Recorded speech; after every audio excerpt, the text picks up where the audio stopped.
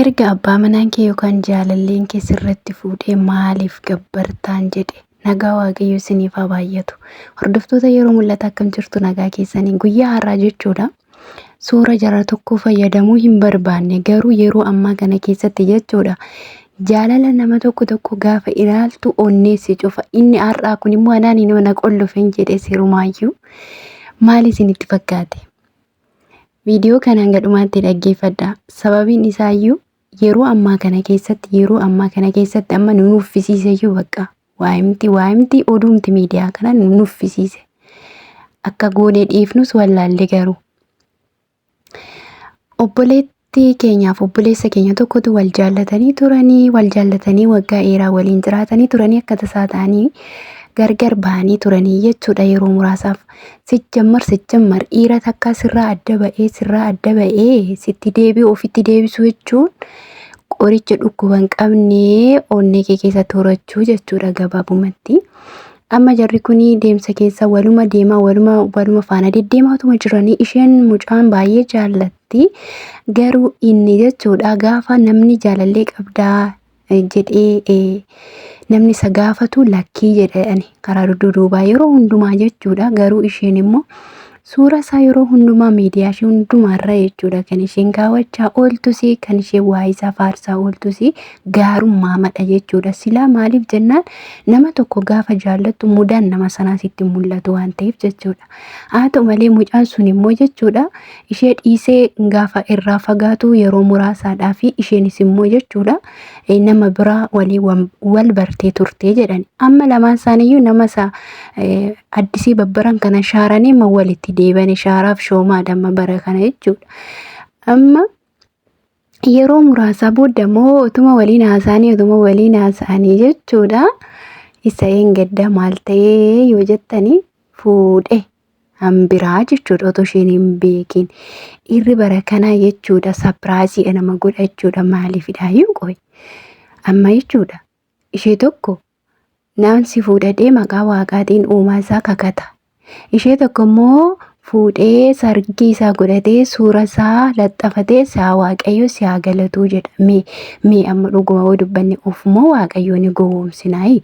Yeroo ammaa kana keessatti jechuudha kan cubbuu guddaa biyya keenya keessatti fidaa jiru. Dhaloota ola deemaa sababii dhumaa jiraniif maaliif yoo jettani dhiirota tokko hojiin isaanii jechuudha.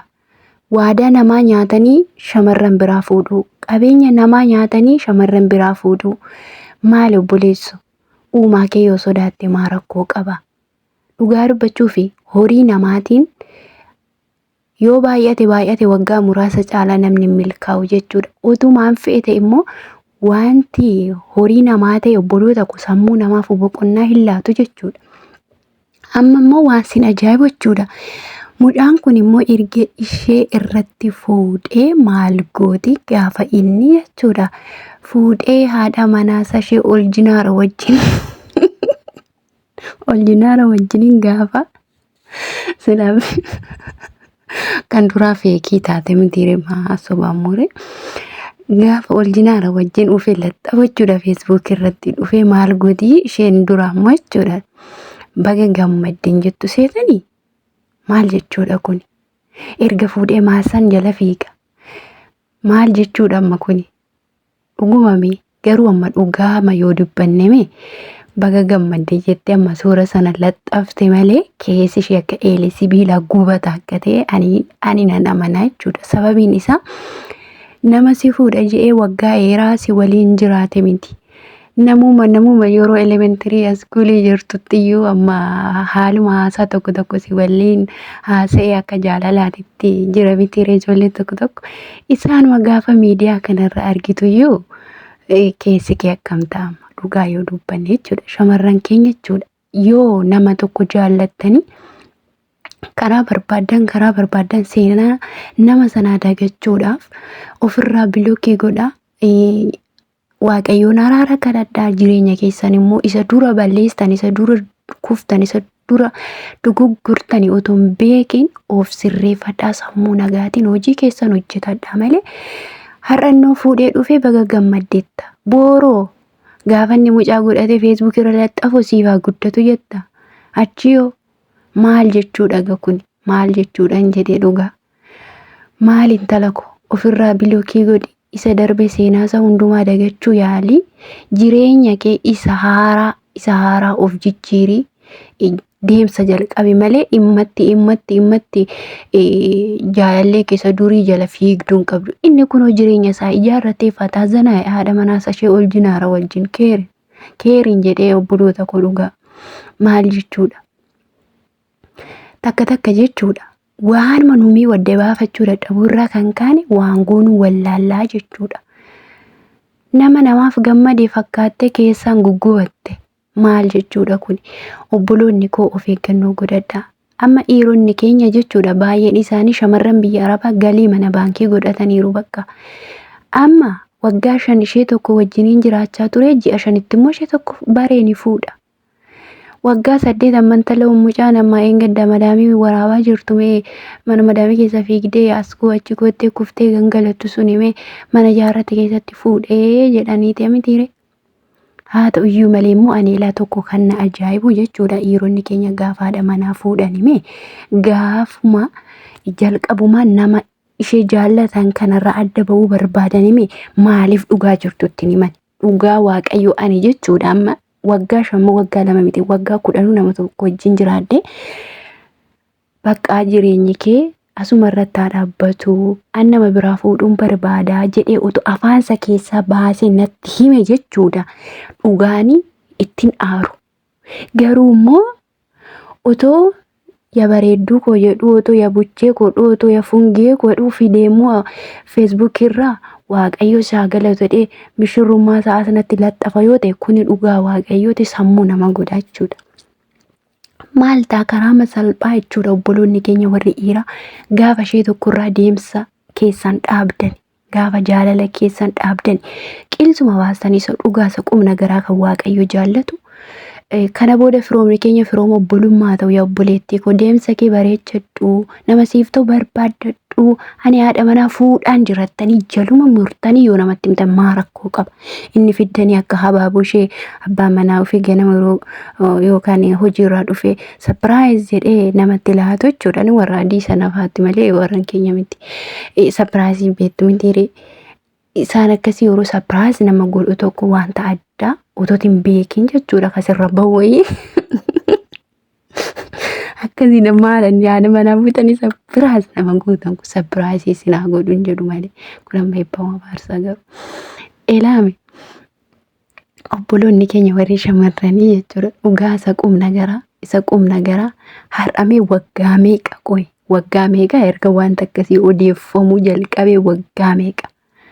Bullee kaane hinuma dhageenya maaf hin jillu warra dhaga'urraa warra akkas ta'urraa maaf hin jillu dhugaasa qubna garaa maaf hin jillu mee maggab jedhama hojii keessan hojjetadha yoo jaalallee qabdu ta'e san amma diigaa dhiisaa sin jechaan jiru jabaadha jaalladha itti deema garuu kan booru itti gaabbitan kan booru itti cabdanii hin ta'uun qabu bakka.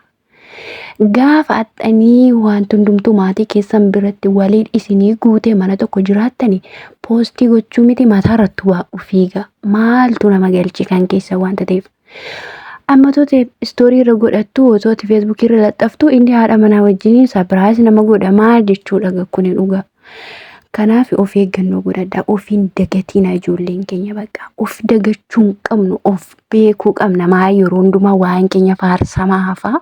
Maal jechuudha?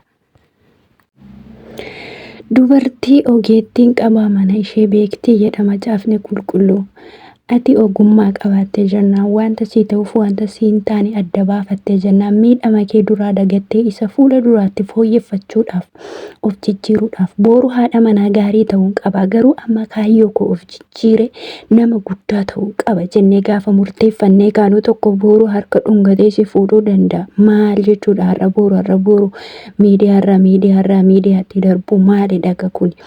Walumaa galatti jechuudha yeroo amma kana keessatti inni haadha manaaf abbaa manaa ta'e mana tokko keessa jiraatu wal amanaa hin jiru isan nuti akka samiif akka dachee walirraa fagaannu haa turu jechuudha. Kanaaf obboloonni keenya jechuudha waan hundumaa gaafuma galtanii mana tokko waliin qabdan sanas bakka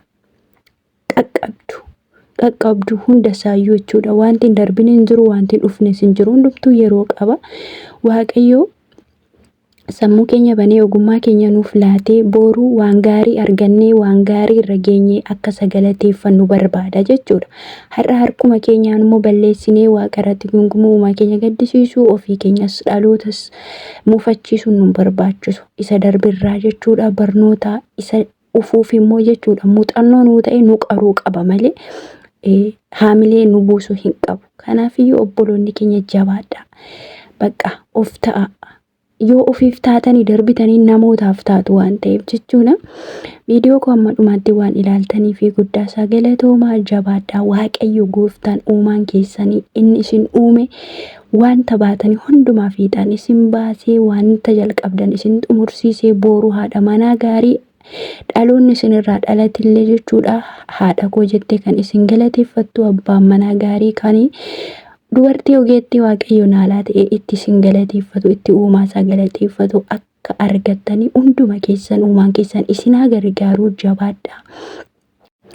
Viidiyoo koo kanarratti komiyyoo qabaattan immoo dhiifama akkasuma immoo yaada keessan illee jajjabina haa ta'u komentii irratti nuuf qooduu hin dagatinaa ulfaadha.